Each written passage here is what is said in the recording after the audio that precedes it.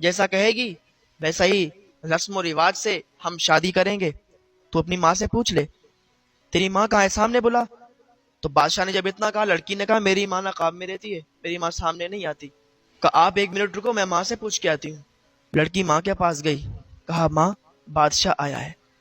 عورت تو سوچ رہی تھی کہ مجھے معلوم ہے بادشاہ کس نیت سے آیا ہے.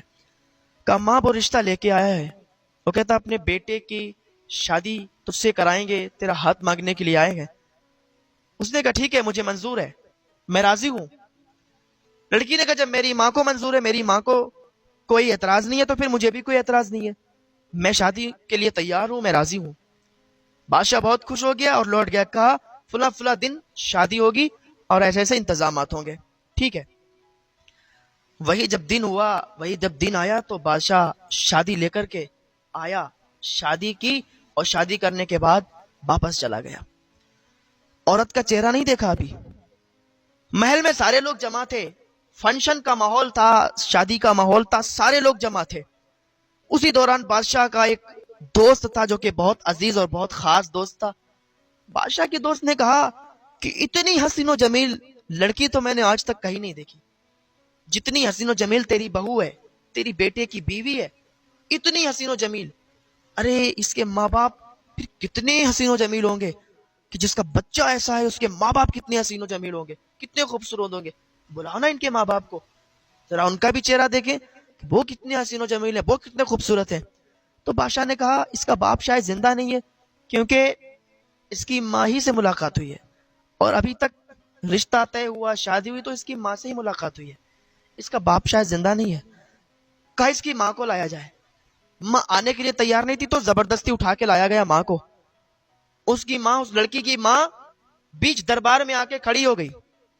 بادشاہ نے کہا کہ آپ اپنے نقاب کو ہٹا لیں, لوگ آپ کا چہرہ دیکھنا چاہتے ہیں اور آپ کی تعریف کرنا چاہتے ہیں کہ جس کی بیٹی اتنی خوبصورت ہے, اس کی ماں کتنی خوبصورت ہوگی, کتنی اچھی اس کی ماں ہوگی کہ جس نے ایسی بچی کو جنم دیا ہے, ایسی خوبصورت لڑکی کو پیدا کیا ہے. آپ اپنا نقاب ہٹائیں. اس نے کہا بادشاہ میں نقاب نہیں ہٹا سکتی. کہا ہٹا لیجئے ورنہ زبردستی کی جائے گی. اس نے کہا اچھا ایسی بات ہے تو سنو, ٹھیک ہے میں اپنے نقاب کو ہٹاتی ہوں. جیسے اس خاتون نے نقاب کو اٹھایا, جیسے اس نے اپنے پردے کو اٹھایا تھا, تو بادشاہ کے پیروں کے نیچے سے زمین کھسک گئی. بادشاہ کے پیروں کے نیچے سے زمین کھسک گئی. کہو خاتون تو کہاں سے آ گئی, تو ابھی تک زندہ ہے؟ کہاں میں ابھی تک زندہ ہوں. سارے لوگ دیکھ رہے تھے, لیکن اللہ کا ترازو صرف انصاف تولتا ہے. جو انسان کسی کے ساتھ برا کرے گا وہ ایک نہ ایک دن اس کے سامنے وہ دن ضرور آئے گا کہ وہ لوگوں کی نظروں میں ذلیل ہوگا. آج بادشاہ کا یہ انصاف کا دن تھا, آج بادشاہ کا یہ ذلت کا دن تھا. کہا تو ابھی تک زندہ ہے؟ کہا میں ابھی تک زندہ ہوں. اس کے دوست نے کہا کیا معاملہ ہے, تو اتنا پریشان کیوں ہے؟ بادشاہ سے کہا. بادشاہ خاموش. عورت نے کہا یہ کیسے بتا سکتا ہے, میں بتاتی ہوں واقعہ کیا ہے, میں بتاتی ہوں سارا منظر. اس کی زبان نہیں پھوٹے گی, یہ نہیں بتا سکتا, میں بتاتی ہوں. کہ ایک دن میرے 2 بچے میرے ساتھ تھے, میں بہت غریب تھی, میرے شوہر کا انتقال بہت پہلے ہو گیا, میں بہت غریب تھی, میرے بچے 3 دن سے بھوکے تھے. ان کو میں نے گھر پہ رکھا, ان کو میں نے گھر پہ چھوڑا. میں نے سوچا بادشاہی ہے جو مدد کر سکتا ہے, بادشاہ بہت زیادہ پیسے والا ہے, تو بادشاہ کے پاس میں آئی, اسی کے پاس آئی تھی اپنی فریاد لے کر. میں نے اس کو اپنی فریاد سنائی تھی, میں نے اس سے کہا تھا کہ میری مدد کر دو, میرے 2 بچے 3 دن سے بھوکے ہیں, ان کو کھانا کھلانا ہے, اگر میں نے ان کو کھانا نہیں کھلایا تو وہ مر جائیں گے. ان کی تڑپ, ان کی بھوک مجھ سے دیکھی نہیں جاتی. تو پتا اس نے کیا کہا تھا کہ اگر تجھے روٹی چاہیے, اگر تجھے پیسے چاہیے, تجھے خیرات چاہیے, تو پہلے مجھے خوش کر, پہلے میرے ساتھ بدکاری کر, پہلے میرے ساتھ گناہ کر, منہ کالا کر, پھر میں تجھے خیرات دوں گا. میں نے اس کے سامنے ہاتھ جوڑے تھے کہ اللہ کے واسطے مجھ پر رحم کر, میرے 2 بچے بھوکے ہیں, 3 دن سے بھوکے, وہ مر جائیں گے. لیکن اس نے کہا تھا میں کچھ نہیں جانتا, میں سب کچھ نفس کو مانتا ہوں, میرے نفس کو خوش کر دے, مجھے خوش کر دے, میں تجھے خیرات دے دوں گا, تیری بچوں کی جان بچ سکتی ہے.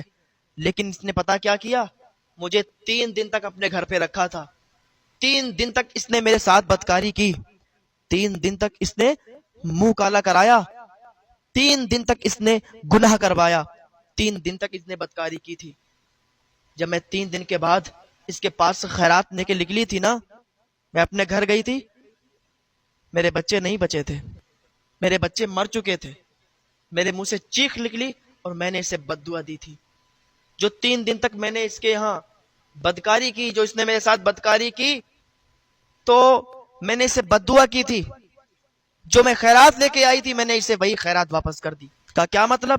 کہا یہ جو میری بیٹی دیکھ رہے ہو، جس کی آج شادی ہوئی ہے اس کے بیٹے کے ساتھ، پتہ ہے یہ اسی کی بیٹی ہے، کیونکہ اس نے میرے ساتھ بدکاری کی تھی، حمل ٹھہرا، یہ بچہ پیدا ہوا، یہ بیٹی پیدا ہوئی، اور آج میں نے اس کی شادی اسی کے بیٹے کے ساتھ کروا دی۔